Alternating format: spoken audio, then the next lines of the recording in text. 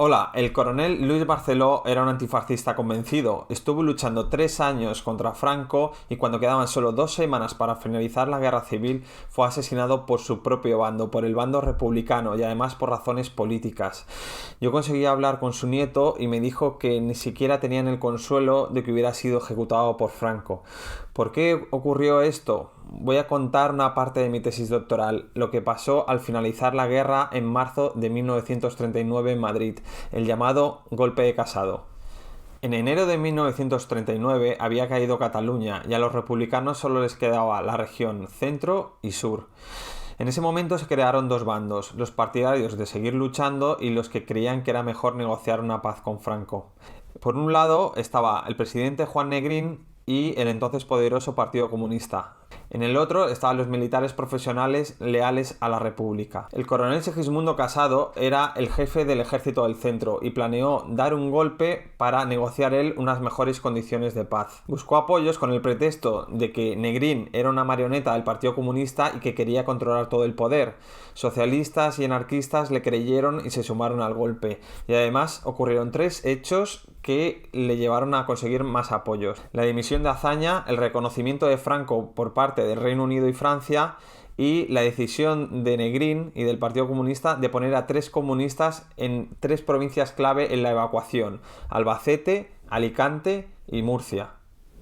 Los principales apoyos de Casado fueron el general José Miaja, héroe de la defensa de Madrid, el socialista Julián Besteiro, expresidente del PSOE y la UGT, y el anarquista Cipriano Mera, jefe del cuarto cuerpo del ejército del centro. El 5 de marzo de 1939, Casado anunció su golpe en la radio de Madrid y comenzó una nueva guerra civil dentro del ejército republicano. Por un lado estaban las brigadas comunistas y por el otro las brigadas socialistas y anarquistas. Los comunistas atacaron desde el este y el oeste y controlaron prácticamente toda la ciudad. Sin embargo, poco después se dieron cuenta de que sus propios líderes habían abandonado el país y eso les hizo mucho daño. Tuvieron que imprimir un diario desmintiendo que Negrín se había ido del país, lo cual no era cierto, y claro, no fue suficiente. Los otros, los casadistas, contraatacaron el 10 de marzo con la aviación y refuerzos anarquistas llegados desde Toledo, Guadalajara y Valencia. Los madrileños llevaban 3 años de asedio fascista y sufrieron de repente bombardeo de su propia aviación, de la aviación republicana. Esto es increíble. Hubo duros combates en Fuencarral, Chamartín, Nuevos Ministerios, en la Puerta de Alcalá y también en Ciudad Lineal. Se dieron casos de confraternización porque los soldados no querían luchar contra sus compañeros antifascistas.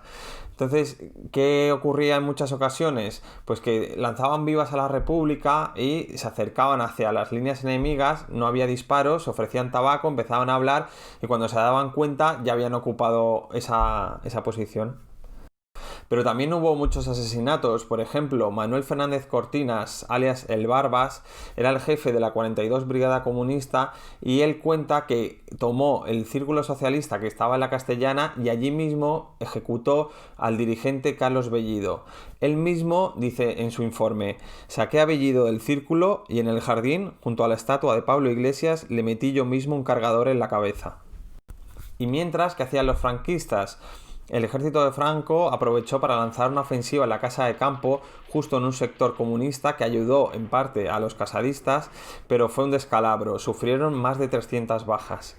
Un hecho curioso es que algunos derechistas que estaban escondidos en Madrid salieron esos días a la calle porque pensaban que los franquistas ya habían entrado en la ciudad y acabaron fusilados. El comunista José Parra lo cuenta así en su informe: a nuestro encuentro salieron muchos fachas y gente de las embajadas que habían tomado a los nuestros por los franquistas.